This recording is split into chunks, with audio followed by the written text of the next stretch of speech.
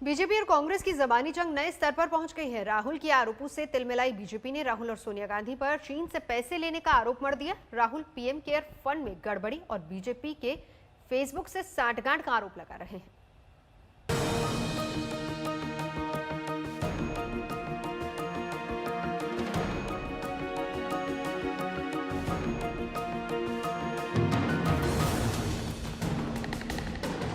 पहले फेसबुक से वोटरों को बहकाने की सांठगांठ और फिर पीएम केयर्स फंड पर सवाल। मोदी सरकार और बीजेपी पर राहुल गांधी के हमलों की धार हर वार के साथ और भी तीखी होती जा रही है। आरोपों से भड़की बीजेपी ने पलटवार में पूरे गांधी परिवार पर चीन से मिली भगत का आरोप मढ़ दिया।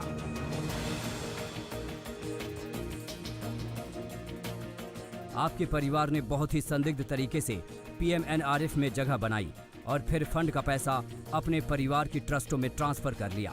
आप और आपकी मां ने देश के हितों पर आघात पहुंचाने के लिए चीन से भी पैसा लिया। क्या कोई इससे भी नीचे गिर सकता है? दरअसल राहुल गांधी कोरोना संकट के दौरान पीएम केयर्स फंड में जमा हुए पैसों को लेकर लगातार सवाल उठा रहे हैं। सोमवार को भी उन्होंने एक अखबार की रिपोर्ट का हवाला देते हुए फंड में गड़बड़ी के आरोप दोहराए। इसी से बीजेपी तिलमिला गई।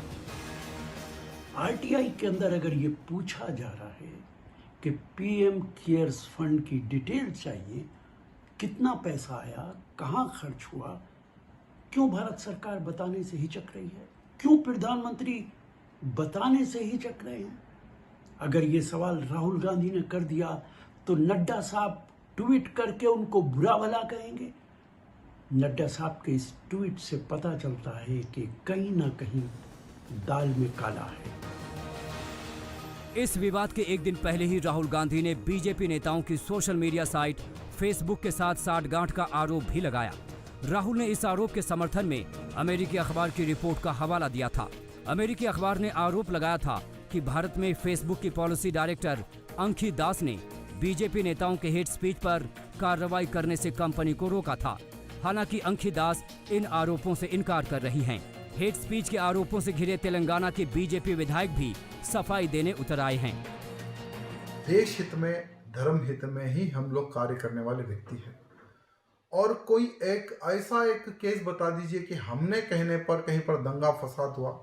कोई एक केस आप मुझे बता दीजिए। दूसरी बात, मेरे नाम पर कई फेसबुक अकाउंट खुले हुए हैं, उसका मैं जिम्मेदार नहीं हूं। सियासत गर्म है। कांग्रेस बीजेपी को बेनकाब करने का दावा कर रही है, लेकिन बीजेपी कैम्ब्रिज एनालिटिका की याद दिलाकर ताल ठोक रही है और इस खेल के असल खिलाड़ी खुद कांग्रेस है। ये और बात है कि वो अपने ही खेल में हार गई। आज तक ब्यूरो। नमस्कार, मैं हूं अंजना ओम कश्यप। हमें उम्मीद है ये वीडियो आपको पसंद आया होगा।